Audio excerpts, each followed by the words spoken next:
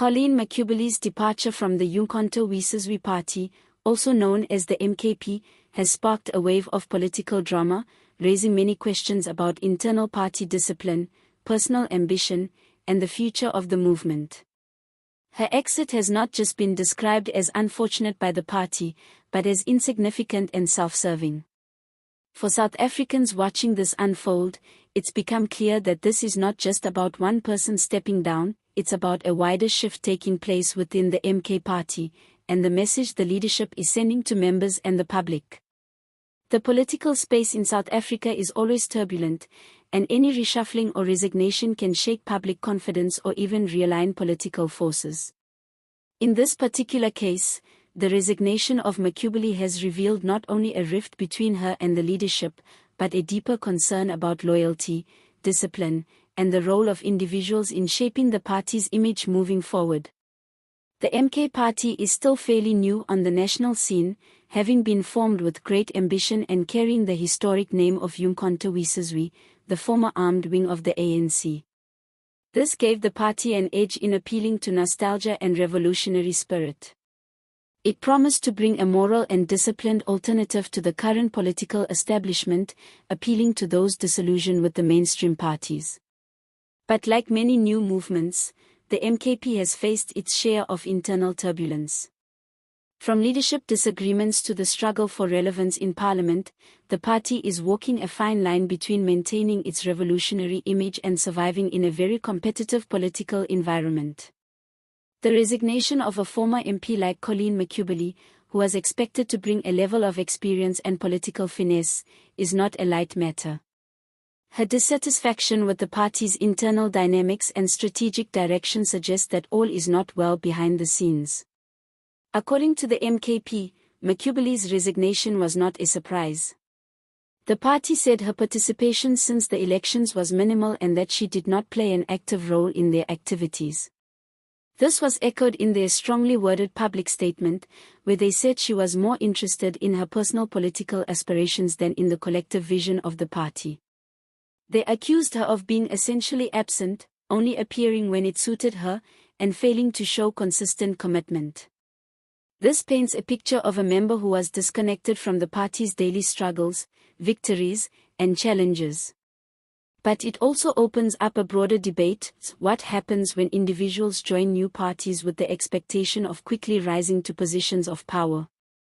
What happens when their personal ambitions aren't met? These questions apply far beyond this case. Across the political spectrum in South Africa, many politicians switch parties, form breakaways, or rebrand themselves in search of influence or relevance. And when things don't go according to plan, resignations like this one follow. Insiders suggest that Makhubele had hoped to occupy a leadership role within the MKP's parliamentary structure, but that did not materialize. Whether she actively lobbied for a leadership position or simply expected recognition based on her background, what's clear is that her expectations and the reality inside the MKP did not match. For a party still defining its culture and political direction, such misalignments can either be seen as growing pains or as signs of instability. For the MKP, the resignation serves as a chance to tighten its ranks, send a firm message to other members, and reinforce discipline. That's exactly what they've done, describing her departure as politically irrelevant and rooted in self-interest. The language used by the party was not neutral. It was confrontational and strategic. By framing the resignation this way, they are not just distancing themselves from Makhubele, they are also making it clear that the party values loyalty, active participation, and group discipline over personal ambitions. Political analyst Thabiso Moloi interpreted the MKP's reaction as a sign that the party is gaining confidence. He believes this is more than just damage control. It's a calculated move to enforce discipline, signal to members that internal opportunism won't be tolerated, and build a coherent political culture from within. This is essential for any party that wants to grow sustainably.